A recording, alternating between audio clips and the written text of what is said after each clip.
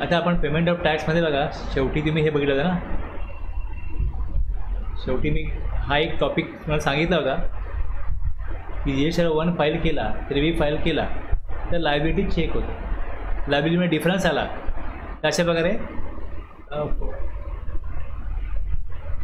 ही automatic notice येते. आता ही notice जर आली असेल, ही नोटीस जर आली असेल तर तुम्ही रिटर्न फाईल करायला जाल GSR1 नेक्स्ट मंथचा, तर तो फाईल होणार नाही, मग तो एरर दाखवेल. हे आपलं बोलणं झालं ना मागच्या वेळेला. आता इथे ह्याच्यामध्ये रिटर्नमध्ये रिटर्न कंप्लायन्स आहे, इथे दिसतं लायबिलिटी मिसमॅच आणि ITC मिसमॅच. जर का मला GSR1 भरता येत नसेल तर याचा अर्थ काहीतरी मिसमॅच आहे हे तो दाखवतो एरर. तो एरर दाखवला का येऊन हे चेक करायचं, यामध्ये व्ह्यू करायचं, बघायचं यामध्ये कुठल्या महिन्याचा मिसमॅच आहे ते बघता येतं. नो रेकॉर्ड फाउंड, स्टेटस, कुठल्या महिन्याचं पेंडिंग, कंप्लिटेड हे दाखवेल. रिटर्न पिरियड, सर्व्हिसेसमध्ये रिटर्नमध्ये रिटर्न कंप्लायन्स.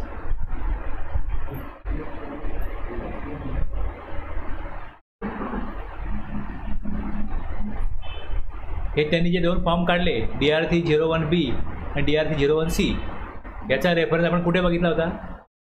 पेमेंट ऑफ टॅक्समध्ये. याचा रूल 88C आणि दुसरं ITCचा 88D. हे दोन रूल अमेंड करून दोन फॉर्म आणून त्यातनं काय केलं की जर हा डिफरन्स आला तर 7 दिवसामध्ये ह्याला रिप्लाय केला पाहिजे. जर रिप्लाय नाही केला तर पुढे जाऊन GSR1 पुढच्या महिन्यात भरता येणार नाही. जर अगोदरच्या महिन्यामध्ये माझा डिफरन्स आहे GSR1 आणि 3Bच्या लायबिलिटीमध्ये आणि मी त्याला रिप्लाय नाही केला,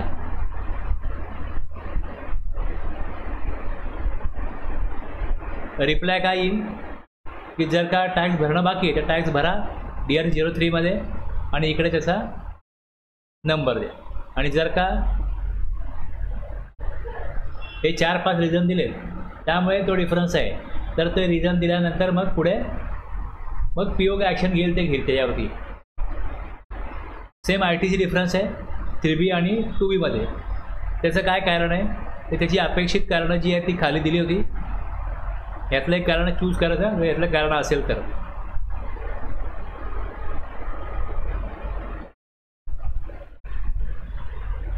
इथपर्यंत आपण लास्ट टाइम बघितलं होतं, फक्त तुम्हाला मी हे दाखवलं नव्हतं, ते याचं दाखवलं की हे इथे दोन फॉर्म आहेत. कशामध्ये? सर्व्हिसेसमध्ये, रिटर्नमध्ये, रिटर्न कंप्लायन्समध्ये.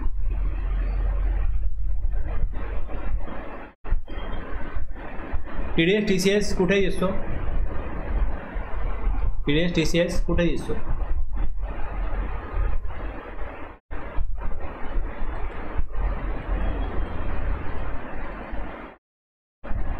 इथे 2A आहे, पार्ट B, पार्ट C. हे बघा पार्ट C मध्ये TDS TCS क्रेडिट. इथे क्लिक केलं, इथे एंट्री येईल. इथे एंट्री आल्यानंतर मग त्याला सिलेक्ट करायला लागतं, ॲक्सेप्ट करायला लागतं. ॲक्सेप्ट केल्यानंतर म्हणजे तो क्लेम घ्यावा लागतो. तो क्लेम घेण्याकरता इकडे तिथे एंट्री दिसेल आणि इकडे क्लिक करून TDS TCSचा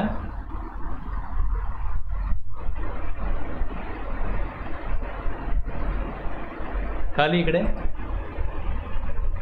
रिसिव्ह झाला असेल इथे दिसेल. मग दिसला इकडे, इथे बघा ॲक्सेप्ट किंवा रिजेक्ट आहे. मग इथे एंट्री दिसेल, चेकबॉक्स असेल, त्याला टिक करायचं आणि खाली ॲक्सेप्ट करायचं. त्यानंतर काय होईल, ती अमाऊंट इलेक्ट्रॉनिक कॅश लेजरला डेबिट होईल, जमा होईल.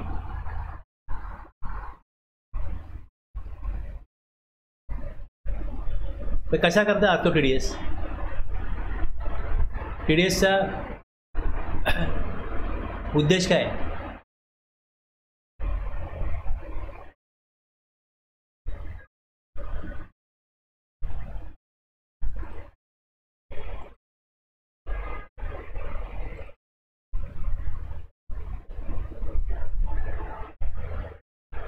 जसं इन्कम टॅक्समध्ये TDS आहे तसाच GST मध्ये TDS आहे. काय उद्देश आहे TDSचा?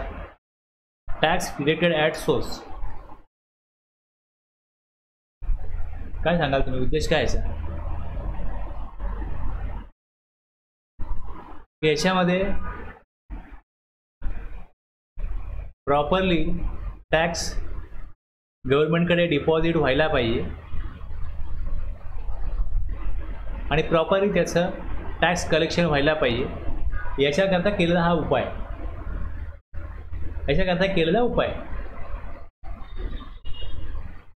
इन्कम टॅक्समध्ये काय होतं?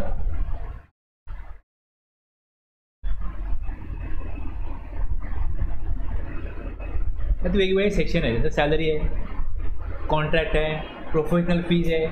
याच्याकरता जर का पेमेंट केलं, पेमेंट कोण करतो? आता सॅलरी असेल तर एम्प्लॉयर आहे.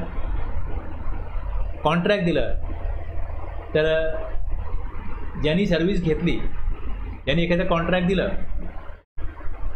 त्याच्या अगेन्स्ट पेमेंट करेल ना. ज्या वेळेस पेमेंट करायचं आहे त्यावेळेस संपूर्ण पेमेंट त्या व्यक्तीला करायचं नाही. त्यांनी सांगितले तेवढी अमाऊंट त्याच्या पॅन नंबरला डिपॉझिट केली जाते आणि जेव्हा तो व्यक्ती इन्कम टॅक्स त्याचं रिटर्न फाईल करेल, रिटर्न सबमिट करेल, त्यात हिशोब देईल. जर जमा असलेली अमाऊंट जी आहे TDSची ती जर का कमी असेल तर त्याला कॅश भरायला लागेल आणि जेवढा टॅक्स त्याला भरायचा आहे त्याहून जास्त अमाऊंट तिकडे जमा असेल तर टॅक्स जमा करेल तो आणि उरलेली अमाऊंट जी आहे ती त्याला रिफंड मिळेल. ह्याच्यामध्ये काय होतं की समजा तुमचं TDS कटच नाही केला तर गव्हर्नमेंटकडे अशी कुठली यंत्रणा नाही आहे की ज्यातनं कळेल की 140 लाख लोकांमध्ये 140 करोड लोकांमध्ये कोणी किती इन्कम केलं आहे हे कळण्यासाठी कुठलाही मार्ग नाही. तो व्यक्ती ज्यावेळेस कमवतोय, जेव्हा तो अर्न करतोय, जेव्हा याचं अर्निंग प्रोसेस चालू आहे, अर्निंग कोणामुळे होतं? त्यांनी ज्याला कोणाला प्रोफेशनल सर्व्हिस दिली, कॉन्ट्रॅक्ट घेतलं, पेमेंट करायचं आहे, तेव्हा पेमेंट करणारा काय व्यक्ती करेल की संपूर्ण पेमेंट करायचं नाही अशा प्रकारचं ऑब्लिगेशन आहे. इन्कम टॅक्सच्या कायद्यामध्ये जसं ऑब्लिगेशन आहे तसं GSTच्या कायद्याप्रमाणे ऑब्लिगेशन आहे की संपूर्ण पेमेंट करू नका. इन्कम टॅक्समध्ये उद्देश काय की इन्कम टॅक्स प्रॉपर जमा झाला पाहिजे. GSTमध्ये उद्देश काय की ज्यावेळेस पेमेंट केलं जाईल सप्लायरला, GSTमध्ये काय जो सप्लायर आहे त्याला रिसिपिएंट जेव्हा पेमेंट करेल तेव्हा संपूर्ण पेमेंट करायचं नाही, त्यातलं काही पेमेंट जे आहे हे त्याच्या GST नंबरला जमा करायचं. उद्देश काय की जो सप्लायर असेल त्याने एखादा सप्लाय केला, एखादं कॉन्ट्रॅक्ट परफॉर्म केलं तर तो ती अमाऊंट GSTमध्ये लपवू शकत नाही. सिमिलरली इन्कम टॅक्समध्ये पण त्याला दाखवायला लागेल. TDSचा उद्देश आहे की जेव्हा एखाद्या ट्रान्झॅक्शन किंवा एखादी ॲक्टिव्हिटी होते, आता GSTमध्ये कोणावरती ॲप्लिकेबल आहे ही प्रोव्हिजन TDSची, तर ही ॲप्लिकेबल आहे फक्त गव्हर्नमेंटवरती. Central government, state government, local authority, governmental agencies आणि काय नोटिफाईड पर्सन्स यांच्यावरच ॲप्लिकेबल आहे. म्हणजे एखाद्या व्यक्तीने जर का सप्लाय केला गव्हर्नमेंटला आणि त्याची एक व्हॅल्यू आहे, कॉन्ट्रॅक्ट व्हॅल्यू आहे, ती जर 2.5 लाखापेक्षा जास्त असेल, GSTची अमाऊंट याच्यामध्ये आणखीन ॲड करायची. कॉन्ट्रॅक्ट जर 2.5 लाखाचं आहे तर GST सोडून total value of supply under a contract 2.5 lakh exclusive GST as per invoice. इथे काय म्हटलं आहे? एक्सक्लुझिव्ह, इन्क्लुझिव्ह नाही, exclusive of GST as per invoice. तर ऑब्लिगेशन काय आहे TDSचं? 2%, CGST 1%, HGST 1%, राज्याबाहेर सप्लाय केला असेल तर मग 2% डिडक्शन होईल. याच्यामध्ये परत एक अपवाद काय, Wien location of supplier and place of supply is different from the state of registration of recipient.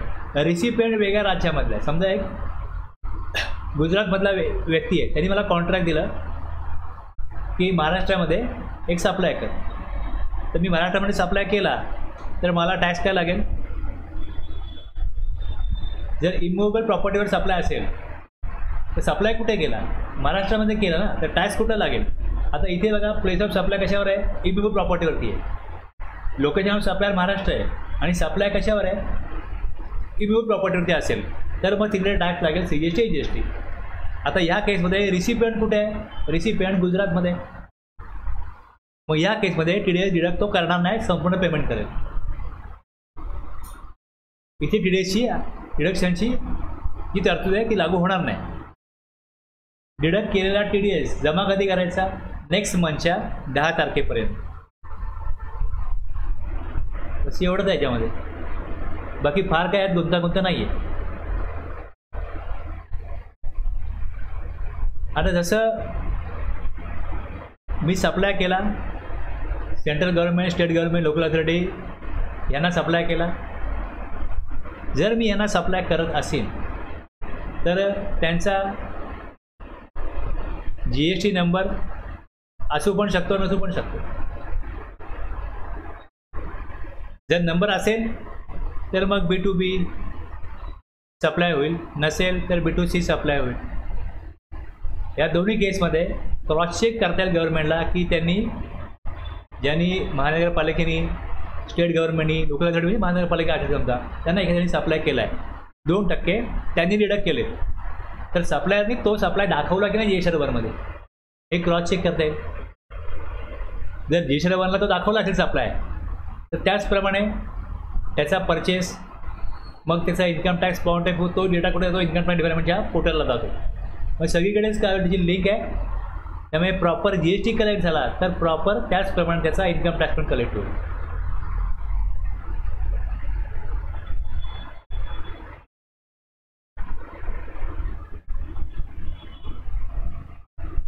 Person liability deduct tax कोण आहेत, government, local authority, governmental agencies आणि नोटिफाईड पर्सनमध्ये हे आणखीन काय दिले.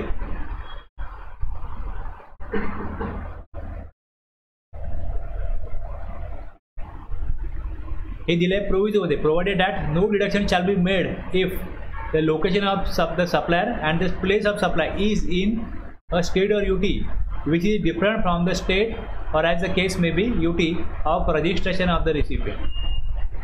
रेसिपियंट रजिस्टर आहे महाराष्ट्रामध्ये आणि सप्लायर रजिस्टर आहे महाराष्ट्रामध्ये आणि रेसिपियंट कुठला आहे, दुसऱ्या स्टेटमधला असेल. उद्देश काय की जर TDS डिडक्ट केला आहे तर ते गव्हर्नमेंटला कळलं पाहिजे आणि कळेल. आणि ज्यावेळेस सप्लायर जेव्हा आपला GST पे करेल तेव्हा पे करताना जेवढी अमाऊंट जमा आहे GST नंबरला तेवढी अमाऊंट ॲडजस्ट होईल त्याच्या लायबिलिटीच्या against.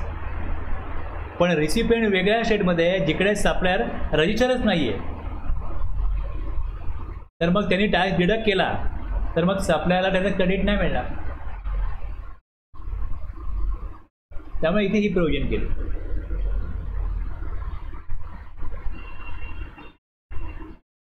Supplier, place of supply आणि रिसिपियंट सेम स्टेट म्हणजे काय होईल, इंट्रास्टेट सप्लाय. TDS डिडक्ट होईल CGST GST. Supplier, place of supply different state. आता बघा स्टेट A आहे, state B, place of supply same स्टेटमध्ये आहे. रजिस्ट्रेशन ऑफ रेसिपियंट कुठे आहे, स्टेट A मध्ये, TDS डिडक्ट होईल. दुसरी ही जी केस आहे, location of supplier state A, place of supply state A, registration of recipient state B आहे, इथे डिडक्ट होणार नाही. स्टेट A मध्ये सप्लायर आहे, place of supply state B मध्ये, registration of recipient state B मध्ये, इथे IGST लागेल, तो डिडक्ट करेल IGST मधनं, हे चालेल. कळलं.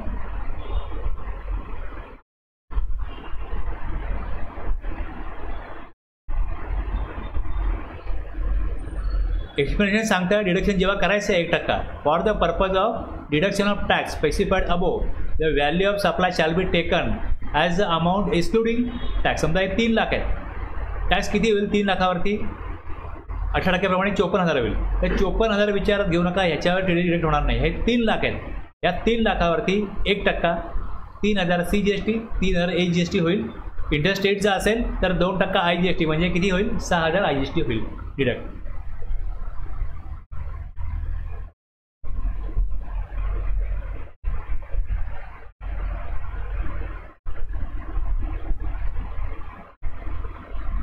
आता हे जे 4% आहेत इकडे बघा,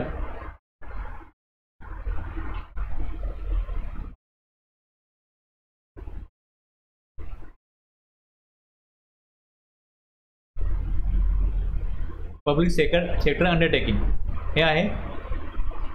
नोटिफाईड पर्सन कोण आहेत? An authority or a board or any other body set up by an act of parliament or a state legislature establish by the government central state government department or establishment with 51% or more participation by way of equity or control to carry out any function.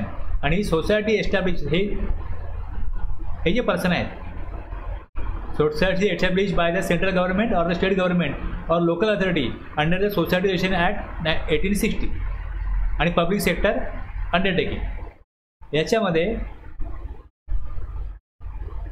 Section 51(1) सांगतो कि notwithstanding anything to the contrary containing this act, the government may mandate a department or establishment of the central government or state government or local authority, central government, such person or category of persons as may be notified, deduct 1% tax.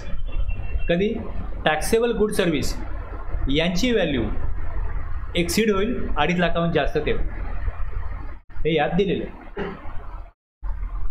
जर taxable supply नाही आहे, समजा 4 लाखाची value आहे आणि यातला 2 लाख एकदम supply आहे आणि 2 लाख टॅक्सेबल सप्लाय. इथे काय म्हटलं आहे की under a contract taxable good सर्व्हिसची व्हॅल्यू टोटल व्हॅल्यू किती पाहिजे, ही 2.5 लाखाच्या वरती पाहिजे. जर असं म्हटलेलं आहे की टॅक्सेबल गुड सर्व्हिसेस किंवा दोन्ही हे पाहिजे 2.5 लाखाच्या वरती, त्याचा अर्थ असा होतो की मग एक्झामचं काय, एक्झामला नाहीच आहे. दोन्ही असतील तर टॅक्सेबल 2.5 लाखाच्या वरती आहे का, नाही आहे. जर असं असेल तर मग ही तरतूद लागू होणार नाही. 1% डिडक्ट करण्याची CGSTमध्ये, सेम 1% येईल HGSTमध्ये. हे झालं एवढं. आता ह्याच्यामध्ये provision of TDS do not apply good service or both to be made by one public sector undertaking to another public sector undertaking. हे लक्षात घ्या, हे तिकडे दिलेले आहे. आणि TDS provision do not apply when supply of goods services are both between the persons specified in clause A to D. म्हणजे हे गव्हर्नमेंटचेच नोटिफाईड युनिट आहेत, हे गव्हर्नमेंटचे युनिट आहेत. ह्यांच्यामध्ये ह्यांनी एकमेकांना सप्लाय केला असेल, ह्यांनी एकमेकांना सप्लाय केला असेल तर TDS डिडक्ट करण्याची गरज नाही.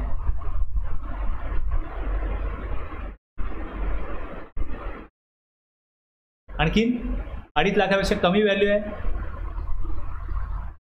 कारण लिमिटच दिलं आहे. 2.5 लाख एक्सीड झाले पाहिजे. कॉन्ट्रॅक्ट व्हॅल्यू 2.5 लाख एक्सीड झाली पाहिजे. कॉन्ट्रॅक्ट व्हॅल्यू 2.5 लाख एक्सीड आहे, पण ती टॅक्सेबल सप्लायची असली पाहिजे. टॅक्सेबल एक्झाम दोन्ही असतील. व्हॅल्यू ऑफ टॅक्सेबल सप्लाय जर का 2.5 लाखापेक्षा कमी असेल तर हे ॲप्लिकेबल होणार नाही.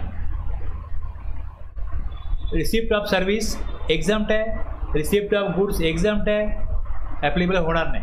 ज्याच्यावर GST लागू होत नाही ते सप्लाय केलं तर हे ॲप्लिकेबल होणार नाही TDSची प्रोव्हिजन. कारण टॅक्सेबल सप्लाय नाही आहे, तो नॉन टॅक्सेबल सप्लाय आहे. म्हणजे नॉन टॅक्सेबल सप्लाय किंवा एक्झाम सप्लाय असेल तर TDSची प्रोव्हिजन ॲप्लिकेबल होणार नाही. आता हे 1/7/17च्या अगोदरसाठी होतं, हे आता काय रिलिव्हंट नाही आहे. Where the location of supplier and place of supply is in a state UT which is different from the state where the deductor is, हे पण मी सांगून दिलं तुम्हाला. त्यानंतर शेड्यूल 3 मध्ये ॲक्टिव्हिटी असेल याच्यावर GST नाहीच आहे. Where the payment related to tax invoice that has been issued before, provision लागू झाली 1/10/18 नंतर, त्यामुळे अगोदरचा असेल तर TDS नाही. Where any amount was paid in advance, हे पण तुम्हाला हा कालावधी होऊन गेला आहे. याचं सगळं वर्किंग ऑडिट वगैरे सगळं पिरियड संपला आहे, आता डिमांड सगळं पिरियड संपला आहे, त्यामुळे हे काय आता रिलिव्हंट नाही आहे. रिव्हर्स चार्ज करता पण ॲप्लिकेबल नाही. Where the payment is made to unregistered supplier, supplier जर अनरजिस्टर्ड असेल तर मग TDS नाही. आणि टॅक्स सोडून TDS करत असेल तर सेस जरी असेल तरी सेस पण विचारात घ्यायचा नाही.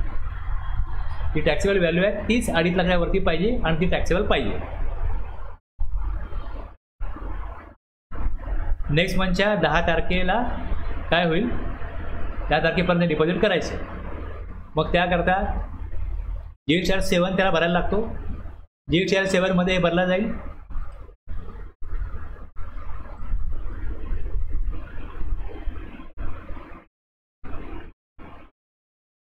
सेवन आहे, त्यामध्ये काय येईल, detail of tax related at source, GSTN of deductor, deductee कोण आहे हे येईल. Amount paid to deductee as which tax is deducted, tax कुठला आहे. जर कॉन्ट्रॅक्ट 2.5 लाखाच्या पुढे आहे आणि टॅक्सेबल तर एकदम काय त्याला 2.5 लाख दिले जात नसतील, किंवा कॉन्ट्रॅक्ट 50 लाखाचा असेल. मंथली पेमेंट किती केलं, पेमेंट 50,000चं करो, पेमेंट 1 लाखाचा करो. अमाऊंट पेड, किती अमाऊंट पे केली, ती अमाऊंट पे केली. अमाऊंट पे केली, कुठल्या टॅक्स आहे, सेंट्रल, स्टेट, IST हा येईल. जर शॉर्ट डिडक्ट झाले असेल तर मग अमेंडमेंट होईल इकडे. Amount paid in deduct which has, हे रिवाइज डिटेल आहे. ओरिजिनल डिटेल ते रिवाइज काय केले हे येतील.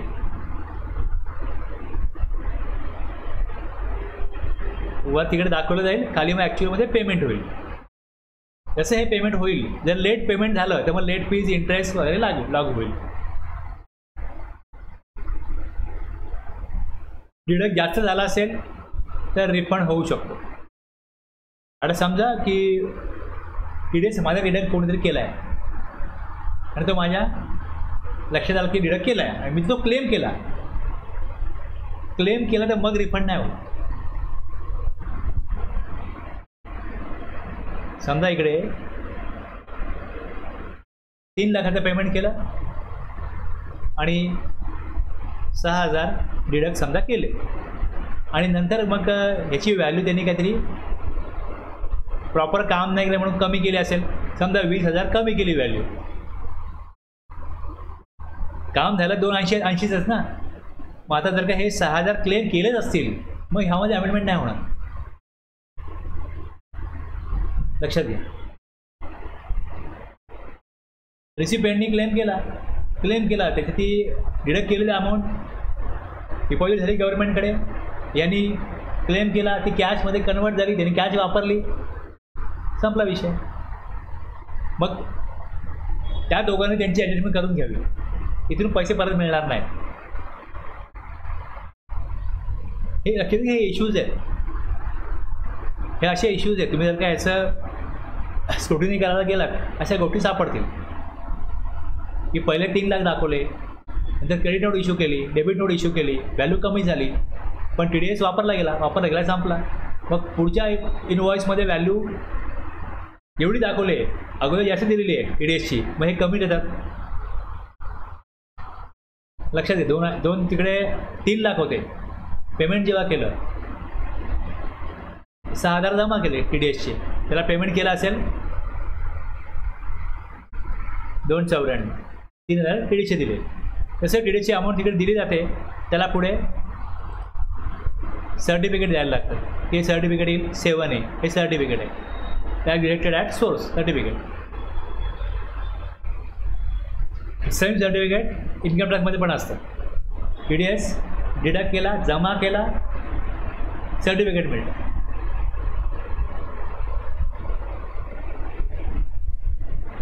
आता कसं आहे की इन्कम टॅक्स पोर्टलला एक रिपोर्ट होतो 26AS, त्यात कळतं की TDS कोणी जमा केला आहे, कोणी जमा. तसं इथे आपल्याकडे कसं आहे, समोर दिसतं की TDS जमा केला आहे, त्यांनी क्लेम केला, काय त्याचा कॅशमध्ये कन्वर्जन होईल. इन्कम टॅक्सला कसं आहे TDS जमा आहे, रिटर्न भरल्याशिवाय तो TDS जमा असेल, समजा तुमचा टॅक्स आहे तिकडे 70,000, ओके, TDS तुमचा जमा आहे 70,000 रुपये, तुम्ही इन्कम टॅक्स भरायला गेला, तर तुम्ही नवीन फ्लॅट घेतला आहे, मग तुम्ही तिकडे रजिस्ट्रेशन फी भरली असेल, त्याचं डिडक्शन वगैरे तुम्ही क्लेम कराल.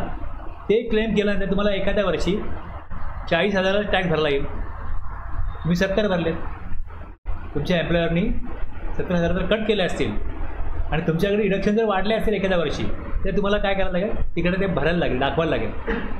पण ज्यावेळेस TDS डिडक्ट केला जातो त्यावेळेस संपूर्ण माहिती एम्प्लॉई, जरुरी नाही की तो कळवेल एम्प्लॉयरला किंवा माझी डिडक्शन एवढे आहेत, TDS माझा कमी कापा, आणि त्याचे प्रूफ पण त्यांना दिले तर TDS कमी कापला जातो.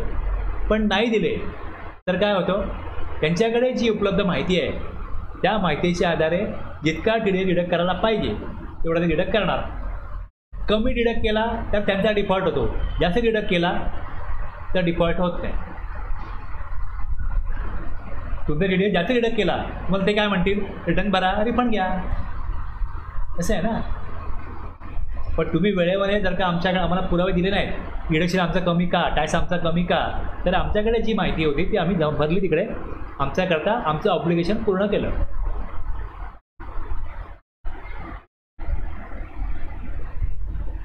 (51.5) सांगतो, credit of TDS is electronic cash ledger of supplier. सप्लायरच्या कॅश लेजरला जाईल, पण त्याला त्याकरता काय करायला लागतं, तुम्हाला मी दाखवला तो ऑप्शन, तो क्लेम घ्यावा लागतो. तो क्लेम त्याला घ्यायला लागेल. 39(3) मध्ये ज्यावेळेस तो रिटर्न फाईल करेल, डिडक्ट करणारा फाईल करेल, त्यानंतर 10 दिवसामध्ये पुढे जाऊन त्याला कॅश लेजरमध्ये क्लेम करायला लागेल. कोणाला, रिसिपियंट.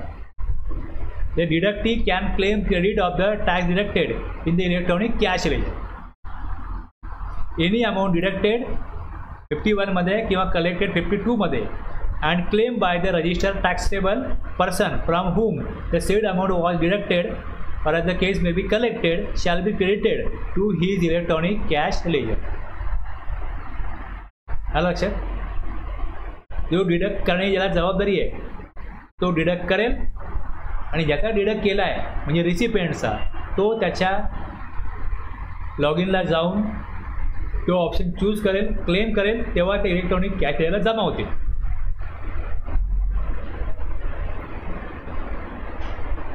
उशिरा, if any deductor fails to pay the government, उशिरा झाला तर इंटरेस्ट लागेल. 50 सेक्शन 1 प्रमाणे 18%. द डिटर्मिनेशन ऑफ द, जर का इथे काय डिफॉल्ट झाला तर त्याच्याकडनं रिकव्हरी होईल सेक्शन 73-74 प्रमाणे. एक्सेस झालं पेमेंट तर रिफंड होईल. रिफंड मिळणार नाही. No refund to the deductor shall be granted if the amount deducted has been credited to electronic cash ledger of the deductor. आता याची एक्झाम्पल दिली. Supplier is register and contract value is excluding GST. Supplier X makes taxable supply worth ₹10,000 to a municipality where contract for supply is 15 lakh. Contract 15 लाखाचं, त्यांनी 10,000चा supply केला. Rate किती आहे, 18% याच्यावर 10,000वरती. तो इनवॉइस इश्यू करेल. Following payment is being made by the municipality to X. किती, 10,000 प्लस 900 काय GST आहे, म्हणजे हा इनवॉइस बनला आहे 11,800 सर. आता ह्याच्यामध्ये डिडक्ट करायचे किती, 2%. 2% हे यातना टॅक्सचे हे सोडा, हे 10,000 आहेत, याच्यावर डिडक्ट किती करायचे, 1% CGST. CGST 1% ऑन 10,000 100 होतील, आणि AGST 1% 10,000 हे 100 होतील. 200 रुपये डिडक्ट करून पेमेंट कितीचं व्हायला पाहिजे, 11,800मधनं हे 200 गेले तर 11,600चं पेमेंट होईल. पेमेंट किती पण असू दे, कॉन्ट्रॅक्ट व्हॅल्यू 2.5 लाखाहून जास्त आहे की नाही, टॅक्सेबल सप्लायची कॉन्ट्रॅक्ट व्हॅल्यू 2.5 लाखाहून जास्त असेल तर TDSची डिडक्ट करण्याची प्रोव्हिजन ॲप्लिकेबल होईल, लागू होईल. Supplier is register and contract value is inclusive of GST.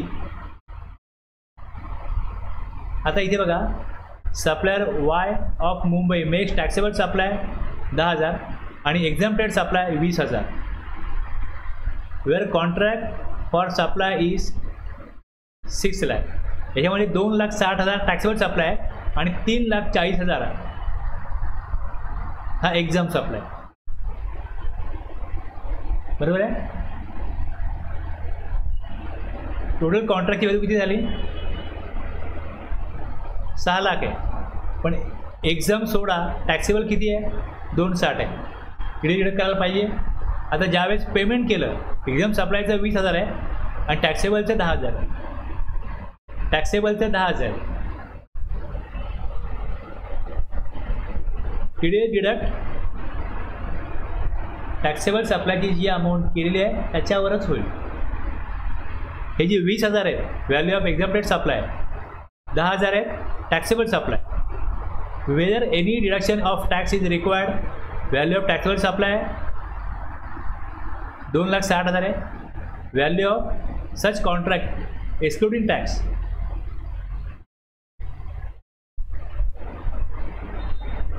एक मिनटं काय दिलं आहे? इन्क्लुडिंग GST आहे. हे 2,60,000 ना इन्क्लुडिंग GST आहे. जर GST त्यातनं वगळला तर व्हॅल्यू 2.5 लाखाच्या खाली जर येते. Since the value of taxable supply in the contract does not exceed 2.5 lakh, deduction not required. Contract value 2.5 लाखापेक्षा जास्त आहे पण टॅक्सेबल व्हॅल्यू 2.5 लाखापेक्षा कमी आहे, तर सेक्शन 51 ॲप्लिकेबल होणार नाही. Supplier is register under composition scheme. आता सप्लायर कंपोजिशन स्कीममधला आहे, त्यांनी सप्लाय केला. Supplier ZA a person register under the composition scheme in Jharkhand who makes taxable supply worth ₹10,000 to local authority where value of taxable supply under the contract is 2,55,000. आता composition dealer tax collect नाही करत, तो tax collect नाही करणार, पण तो taxable supply करतोय 2,55,000चा. तो 1% टॅक्स जमा करेल, स्वतःच्या पॉकेटमधनं करेल. मग इथे लोकल अथॉरिटी कुठली आहे? झारखंडची आहे. तेव्हा 10,000चं पेमेंट केलं, ₹100 CGST, ₹100 AGST डिडक्ट होईल. टॅक्सेबल व्हॅल्यू पाहिजे 2.5 लाखाच्या वरती कॉन्ट्रॅक्ट आहे टॅक्सेबल सप्लायचं, तर मग सप्लायर रजिस्टर असो सेक्शन 9 प्रमाणे टॅक्स भरण्याकरता, रजिस्टर असो सेक्शन 10 प्रमाणे टॅक्स भरण्याकरता. जर टॅक्सेबल व्हॅल्यूची टॅक्सेबल सप्लायची व्हॅल्यू जर 2.5 लाखाच्या पुढे गेली तर TDSची ॲप्लिकेबिलिटी येईल.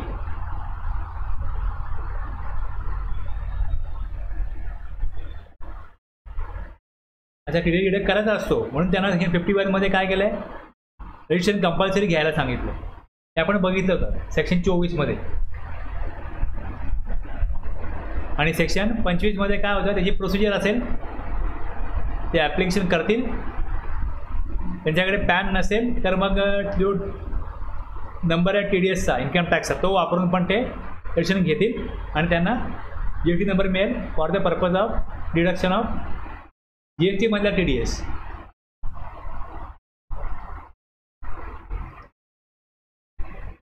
GST 7 भरायचं आहे.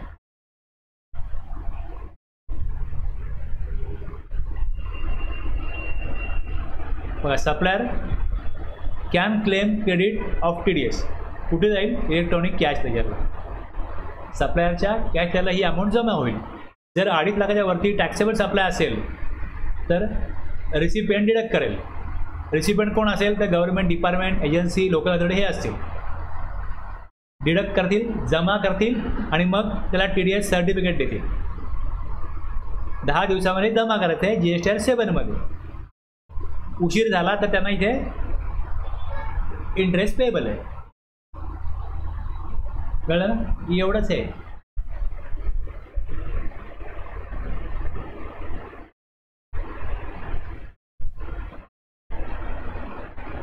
$51 संपलाय का? आता 52 मध्ये काय होतं, ॲमेझॉन किंवा फ्लिपकार्ट आहेत हे काय करतात, आता जसा काळ बदलला, बदलत्या काळानुसार काय आलं की सप्लायर आणि रिसिपियंट एकमेकांना कुठे भेटतात, ऑनलाईन भेटतात. म्हणजे सप्लायर आपले प्रॉडक्ट जे आहे हे ऑनलाईन डिस्प्ले करतो, त्याचे फीचर्स, त्याची वॉरंटी, त्याची इतर इन्फॉर्मेशन ही सगळी ऑनलाईन बाहेरला बघायला मिळते आणि बाहेर ते परचेस करतो. आता हे ऑनलाईन बिझनेस जो होतो ह्याला म्हणतात इलेक्ट्रॉनिक कॉमर्स. व्यापार कशा प्रकारे होतो, इलेक्ट्रॉनिकली. आणि तो करण्यासाठी जो सेटअप आहे, जो प्लॅटफॉर्म आहे, तो जो उपलब्ध करून देतो तो कोण आहे, इलेक्ट्रॉनिक कॉमर्स ऑपरेटर. आता इलेक्ट्रॉनिक कॉमर्स ऑपरेटर हा प्लॅटफॉर्म बनवून देतो. ज्याला आपले प्रॉडक्ट विकायचे असतील तो त्या ECUच्या प्लॅटफॉर्मवरती आपले गुड्स डिस्प्ले करायला ठेवू शकतो आणि रिसिपियंट ते परचेस करू शकतो. आता ज्यावेळेस रिसिपियंट ते परचेस करेल, रिसिपियंटचं पेमेंट ECUकडे जाईल किंवा जाणार नाही, दोन्ही ऑप्शन असू शकतात. बरोबर आहे. आता बघा ओला किंवा उबर आहे, जर तुम्ही ऑनलाईन पेमेंट केलं, बुकिंग केलं तर पेमेंट कोणाकडे जाईल, ओला किंवा उबरकडे जाईल. पण जर तुम्ही कॅश पेमेंट केलं ड्रायव्हरला तर तुझी गाडी किती, 500 रुपये झाले, ठीक आहे. बुकिंग तुम्ही ऑनलाईन केली पण पेमेंट तुम्ही काय केलं, ड्रायव्हरला कॅशमध्ये केलं, मग ECUला पैसे मिळणार नाही. म्हणजे एक ECU असा आहे की ज्याच्याकडे पेमेंट जातं आणि मग म्हणजे रिसिपियंट जेव्हा बुक करेल कुठली वस्तू, पेमेंट कोणाकडे जाईल, ECUकडे, आणि त्यानंतर तो सप्लायरला ते पेमेंट करेल. आता ॲमेझॉन किंवा फ्लिपकार्टचा बिझनेस कसा आहे, इथे सप्लायर येतो, आपले गुड्स दाखवतो, त्याची वॉरंटी, वस्तूचे फीचर्स सांगतो. मी एक प्रोजेक्टर परचेस केला होता पहिले, प्रोजेक्टर. तो प्रोजेक्टरला आउटपुट बरोबर येत नव्हतं, प्लस त्याला वायफाय वगैरे फीचर दिले होते ते नव्हते. तर मी तिकडे ऑनलाईन परत ते रिटर्न करण्याकरता रिक्वेस्ट दिली. मला त्यांनी कॉल केला की रिटर्न तुम्ही का करताय, त्यात मी दिलेली माहिती की जे फीचर्स रिपोर्ट केलेत त्या वस्तूबरोबर दाखवलेत त्याप्रमाणे ती वस्तू नाही, मी इमिजिएटली रिफंड करतो. त्यांनी बाकी काही विचारलं नाही मला. म्हणजे ॲक्च्युली तो फोन सप्लायरकडनं आला होता की तुम्ही वस्तू आमची का परत करताय. मी सांगितलं, त्यांनी मला बाकी काही कन्व्हिन्स नाही केलं, फक्त विचारलं, मी ॲन्सर केलं. त्यानंतर इमिजिएटली मी रिक्वेस्ट दिल्यानंतर तो कॉल येऊन गेल्यानंतर मला ॲमेझॉनकडनं कॉल आला की तो माणूस येईल, त्याला तुम्ही वस्तू द्या. मी त्याला वस्तू दिली, इमिजिएटली मला रिफंड आला. त्याने त्याची एंट्री केली त्या डिव्हाइसवरती की बाबा ती वस्तू घेतलेली आहे, ओके. इमिजिएटली 5 मिनिटाच्या आत माझ्या अकाउंटला पैसे परत आले. म्हणजे इथे काय होतं, ते हे बघतात की आमच्या प्लॅटफॉर्मचं रेप्युटेशन चांगलं राहिलं पाहिजे, बाहेर फसवले गेले नाही पाहिजे. मी TV घेतला, मला TV खराब आला, मी कंप्लेंट केली की बाबा TV समोरून जेव्हा पॅकिंगवर काढून मला दाखवला तेव्हा ओके होता, पण जेव्हा तो चालू केला, म्हणजे चालू करणारा माणूस जेव्हा आला आणि त्यांनी लावला आणि त्याने जेव्हा ते प्लग इन केलं तेव्हा कळलं की लाईन आहेत, म्हणजे आतून फुटले, ते त्याची ट्यूब असेल काय असेल ते आतून फुटले. तर त्यांनी फोटो काढला, त्यांना पाठवला. मग नेक्स्ट डे दुसरा व्यक्ती आला ॲमेझॉनकडनं, तो ते घेऊन गेला आणि संपूर्ण अमाऊंट माझ्या अकाउंटला रिफंड झाली. आता दिल्लीची समजा कंपनी आहे आणि त्याने अशा जर फॉल्टी वस्तू विकल्या तर 8 दिवसामध्ये इलेक्ट्रॉनिक कॉमर्स ऑपरेटरचं मार्केट क्रॅश होईल. कोणी काही विकेल फ्रॉड वस्तू, कोण कोणाच्या मागे लागणार. पेमेंट पहिले करा, मोबाईल आहे, TV आहे, बऱ्याच वस्तू आहेत. रिसिपियंटनी पेमेंट केलं आणि सप्लायरनी डिलिव्हरी दिली नाही, डिलिव्हरी खराब वस्तू प्रोव्हाइड केल्या, कोण जबाबदार आहे. ही जबाबदारी कोण घेतो, ECU घेतो. म्हणजे ECUकडे पैसे जातात आणि जोपर्यंत प्रॉपर डिलिव्हरी होत नाही किंवा प्रॉपर त्याच्याकडे रिपोर्ट जातो किंवा तुम्ही जे रिपोर्ट केलं आहे तसं कस्टमर ती वस्तू म्हणतो की कस्टमर ती वस्तू बरोबर नाही आहे, ते फीचर्स खोटे आहेत, याच्यावर ते ॲक्शन घेत असतील. ते रिझन द्यायला लागतं की तुम्ही वस्तू का परत करताय. तिथे ऑप्शन असतात, प्लस तुम्ही आणखीन काय टाईप करू शकता. हा सगळा डेटा ते कलेक्ट करतात आणि त्यांचा प्लॅटफॉर्म जो आहे हा विश्वासार्ह राहील ते बघतात. आता हे जर गव्हर्नमेंटला कळलं तर गव्हर्नमेंटने काय प्रोव्हिजन केली की तुम्ही जेव्हा सप्लायरला पेमेंट कराल, समजा मी टी व्ही बुक केला तिकडे 50,000 पे केले, ओके. आता याच्यामध्ये GST अमाऊंट पण होती. मला माहीत नाही की GST अमाऊंट किती आहे. मला समोर कॉस्ट दिसली inclusive of tax. Me book केलं टी व्ही. मी बुक केल्यानंतर सप्लायरनी यातला जी टॅक्सची अमाऊंट आहे ती बाजूला काढली. तर किती अमाऊंट होते त्याच्यावरती 1% अमाऊंट कट करायची आहे. बाकीची अमाऊंट रिसिपियंटला पे करायची. रिसिपियंट GST जमा करेल गव्हर्नमेंटकडे, त्याची अमाऊंट त्याकडे ठेवेल. सप्लायर म्हणजे जो ECO आहे याचं काय काम आहे की सप्लायरला पेमेंट करताना 1% अमाऊंट डिडक्ट करून. आता याच्यामध्ये परत या सप्लायरचं म्हणणं असं होतं की 1% अमाऊंट डिडक्ट होते, ती पण जास्त होती. मग आता याच्यामध्ये अमेंडमेंट होऊन ती 0.5% CGST, 0.5% EGST, ती 0.5% CGST आणि 0.5% EGST करायला चाललं आहे. रूल चेंज होईल, रेट चेंज होईल, तर आपल्याला कळेल.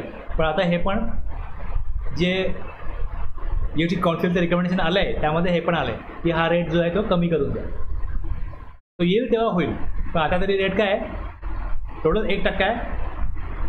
TDSला टोटल 2% आहे. इथे TCSला टोटल 1% आहे.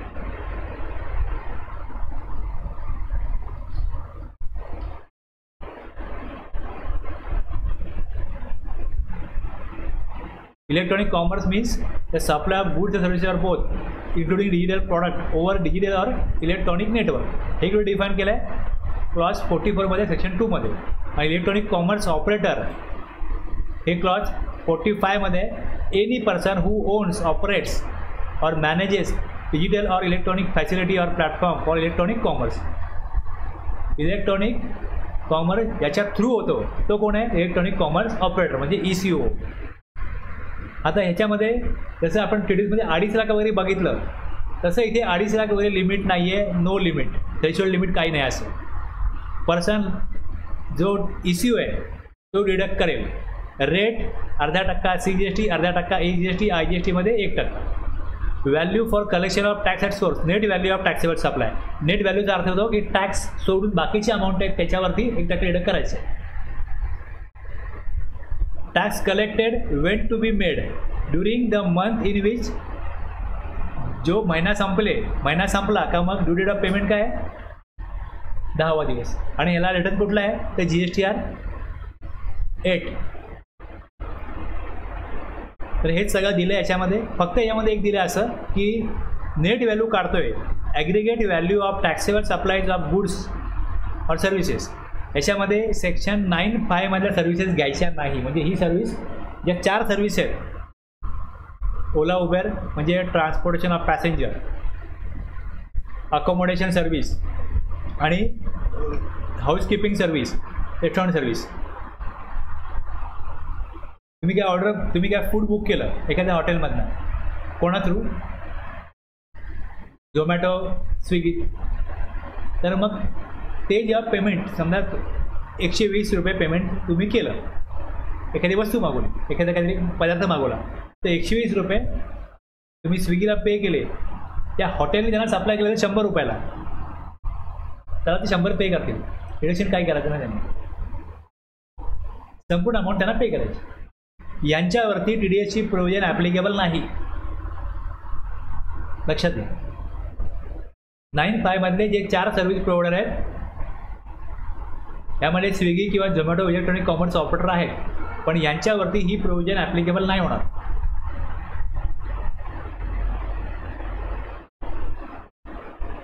काय म्हटलं इकडे, for the purpose of section 51(1) the expression net value of taxable supplies shall mean the aggregate value of taxable supply of good services or both, other than, काय म्हटलं, other than services notified under section 9(5) made during any month by all registered person through the operator reduced by the aggregate value of taxable supplies return. आणि काय करायचं दुसरं, एक पहिले supply केला मग व्हॅल्यू काय गुड्स परत केले, रिटर्न केलेले व्हॅल्यू पण लेस करा. 9(5) चे व्हॅल्यू घेऊ नका. एकूण value, aggregate value of taxable supplies of good services, एकूण व्हॅल्यू. जसं मी वस्तू मागवल्या, 4 वस्तू मागवल्या, एक खराब होती, एक परत केली, रिटर्न गेली, परत गेली व्हॅल्यू, त्याची अमाऊंट जी आहे तो सप्लाय झालाच नाही ना. समजा मी 40,000च्या वस्तू मागवल्या आणि याच्यामध्ये 10,000ची वस्तू परत गेली, तर मायनस 10,000 रिटर्न झाले, किती झाले? 30,000. ह्याच्यावर टॅक्स अजून समजा वेगळा असेल तर डिडक्शन काय होईल? 30,000चं पेमेंट जर मी वस्तू परत केल्या तर 10,000 मला परत आले आणि 30,000 कोणाला देईल? त्याला सप्लायरला. ECO 30,000 जेव्हा सप्लायरला देईल त्यात तो 1% अमाऊंट कमी करून बाकीची अमाऊंट देईल. काय अडचण नाही ना? तेच खाली दिलं आहे, हे जे वरती दिलं आहे तेच खाली दिलं आहे. Net value of taxable supply म्हणजे काय हे ह्यांनी सांगितलं. इक्वल टू ॲग्रिगेट व्हॅल्यू, जी एकूण व्हॅल्यू आली, एकूण व्हॅल्यूमध्ये 9.5ची व्हॅल्यू वजा करा आणि रिटर्न जेवढे जे गेलेले आहेत taxable supply, return to the supplier, हे पण काय करा? व्हॅल्यू वजा करा.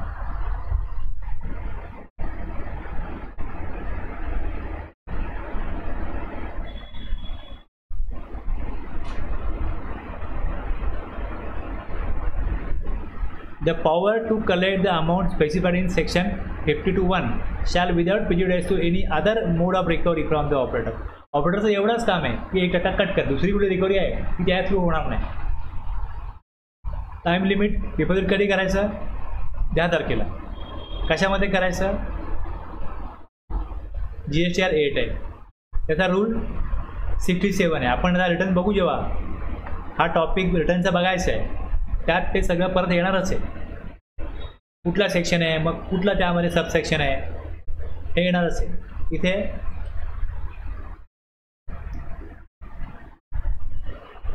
रूल 85(4) इलेक्ट्रॉनिक लायब्ररी रजिस्टर, हा रूल बघितला आपण. The amount collected under section 52(1) shall be paid to the government by the operator within 10 days after the end of the month in which such collection is made. आणि the amount deducted, जी amount deduct होईल 51 की 52 मध्ये, ती जमा कुठे होते? Electronic payable or the amount payable on the reverse charge basis or the amount payable under section 10, any amount payable towards interest, penalty, fee or any other amount debited in the electronic cash ledger maintained as per rule 87 electronic library register shall be credited. जी amount भरायची आहे त्याची cash भरतील आणि मग तेवढी amount त्या कॅशनी पे करतील.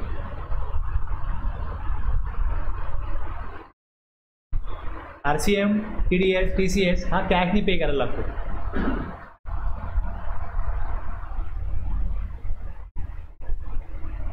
GSTR 8 भरतील, इथे GSTR 8चे कॉलम आहे.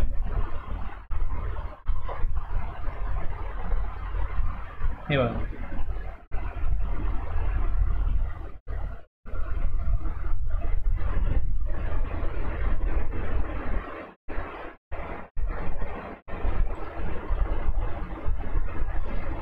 यांना GSTR 8 भरायचा असतो आणि annual return GSTR 9B annual rule 80 आहे ॲन्युअल रिटर्नचा, यांच्याकरता 9B. आता ह्याचा उद्देश काय ह्याचा आपण GSTR 1ची क्रॉस चेक होतो.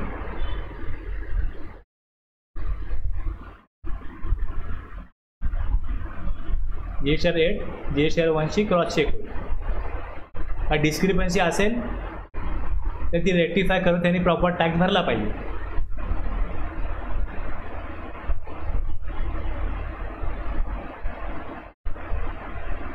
उशिरा इंटरेस्ट भरायला लागेल, उशिरा पे केलास.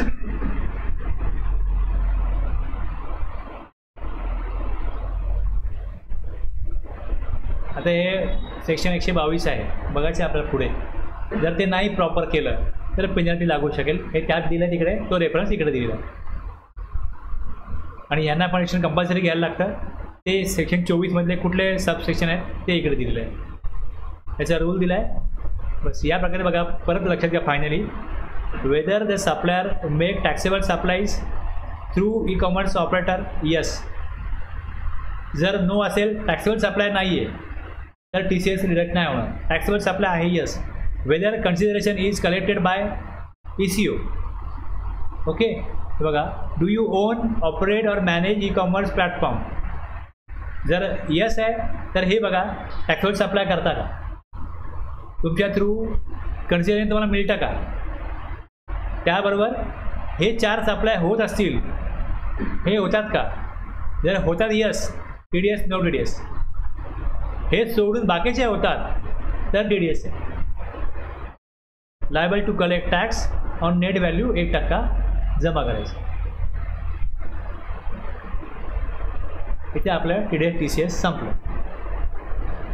आता ज्यावेळेस तुम्ही उशिरा टॅक्स भरताना बघता, तेव्हा तिथे इंटरेस्ट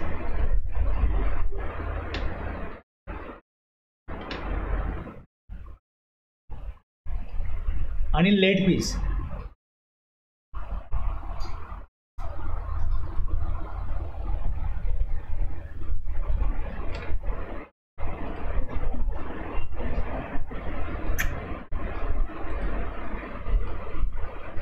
तीन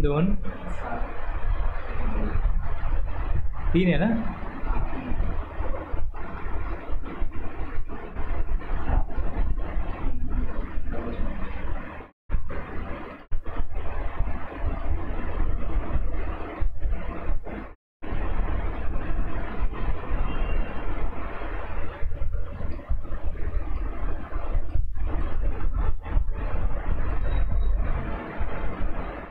इंटरेस्ट आणि लेट फीस कुठे दिसते, 5.1मध्ये. आणि काय दाखवतं, प्रिव्हियस टॅक्स पिरियड आहे ना.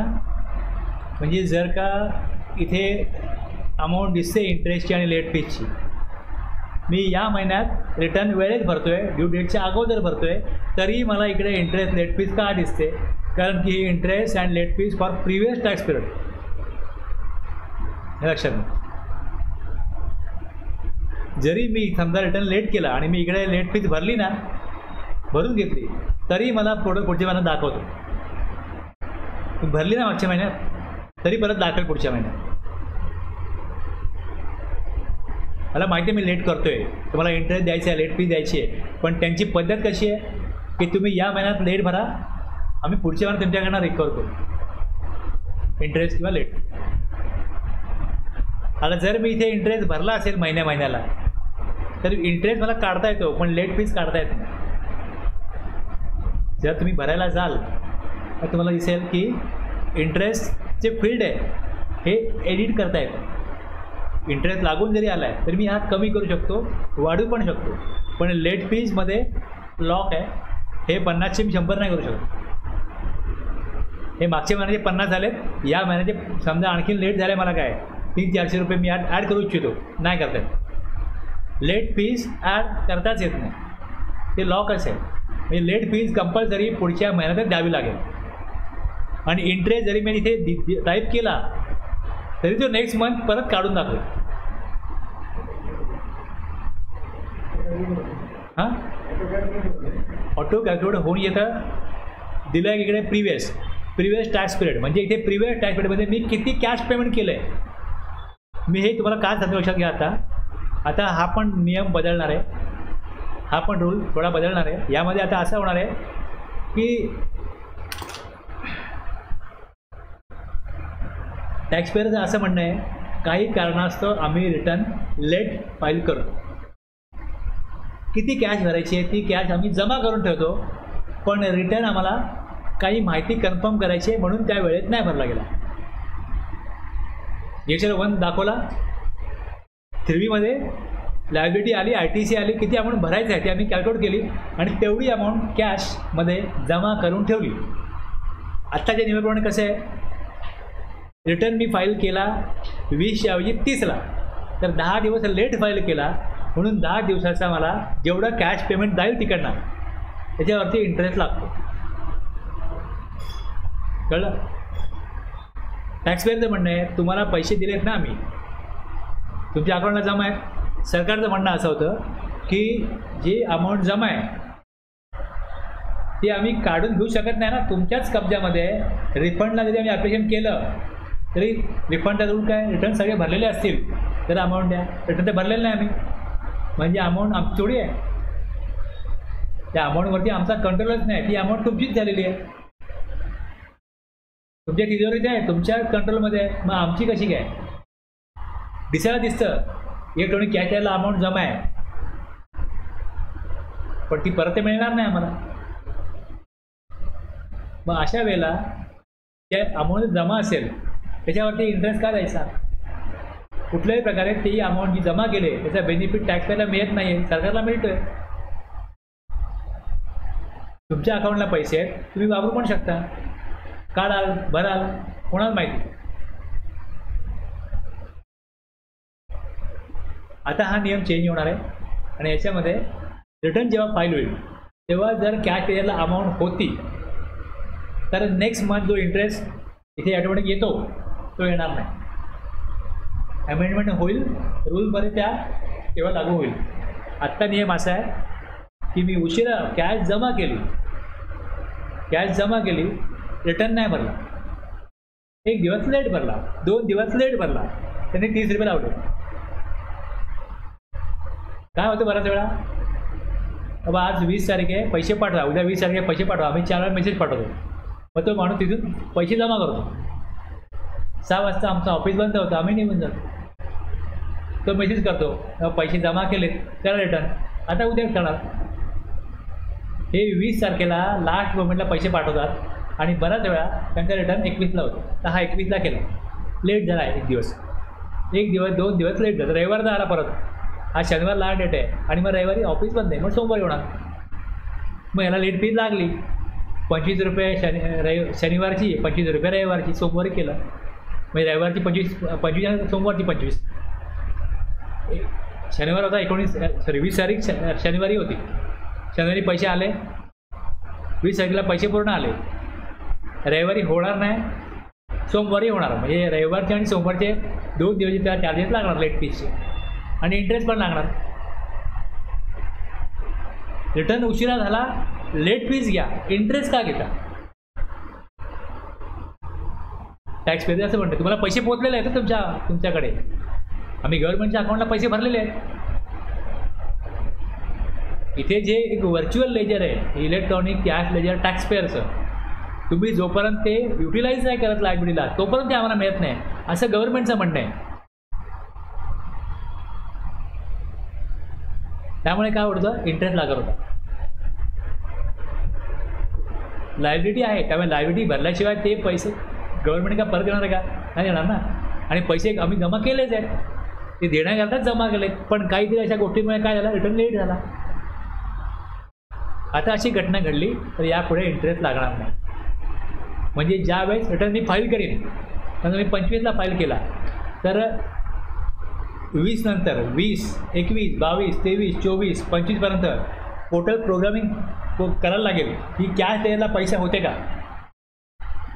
जर पैसे 22ला आले होते तर 21, 22चा इंटरेस्ट लागेल, 23, 24, 25चा इंटरेस्ट लागणार नाही. लेट फीज लागेल पण इंटरेस्ट लागणार नाही. कळलं? 20ला जमा होते पैसे, ते 20 मग इंटरेस्ट लागणारच नाही, रिटर्न कधी पण करू. 22ला जमा केले, मी त्याला मेसेज पाठवतो पैसे राहून गेलं, 22ला पाठवले, त्यांनी 22ला पाठवले, पण मी रिटर्न 25ला फाईल केला. आलं लक्षात? आता कसं प्रोग्रामिंग आहे, मागच्या रिटर्न कधी झाला, कॅश एजंटला कॅश होते की नाही बघितलं जात नाही, किती अमाऊंट कॅशने पे केली. म्हणजे जर तुम्ही हे काढून बघाल तुम्हाला इथे कळतं पेमेंट ऑफ टॅक्समध्ये किती अमाऊंट कॅशने पे केलेली आहे. ही जी अमाऊंट दिसते यात जर का इथे कॅशनी अमाऊंट पे केली असेल, इंटरेस्ट पेबल आहे, ओके, इथे cash tax to be paid in cash इथे अमाऊंट जर आली असेल तर तेवढ्या अमाऊंटवरती काय लागतो, इंटरेस्ट लागतो.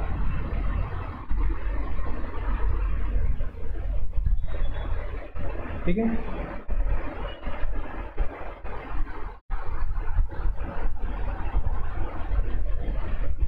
आता इथे जे पेमेंट झालं आहे ते जर काय कॅश लागली असेल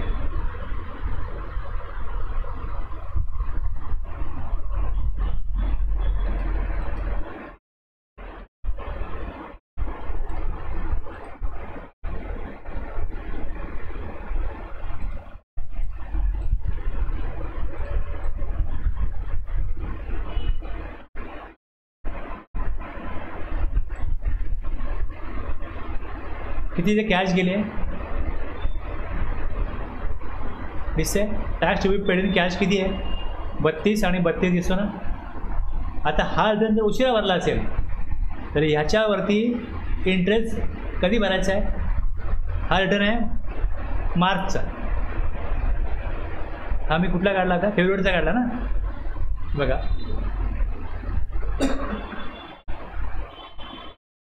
हा मार्चचा आहे ना. इकडे मार्चचं आहे हे मार्चचं काढलं आहे ही अमाऊंट आहे. आता एप्रिलचं काढतो बघा. आता हा जर का मी लेट भरला असेल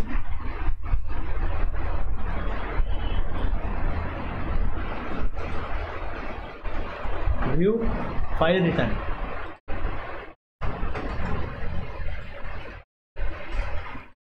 select 23-24 select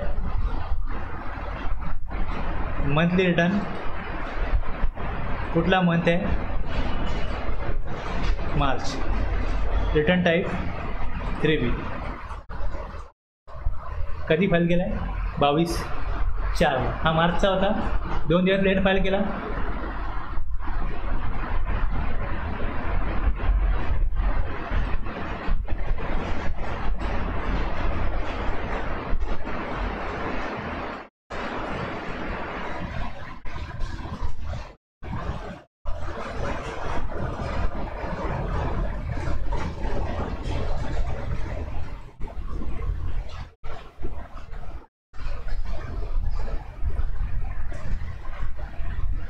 late with interest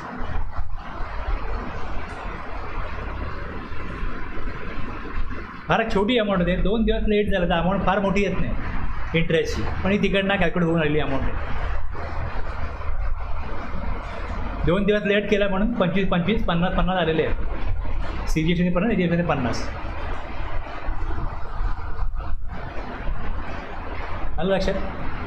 आता जर कॅश जमा झाली 20 तारखेला रिटर्न फाईल झाला 2 दिवस लेट तर लेट फीज लागेल. इंटरेस्ट मात्र लागणार नाही कारण तसं प्रोग्रामिंग त्यांना करायला लागेल पोर्टलला. मला कळतं फरक काय.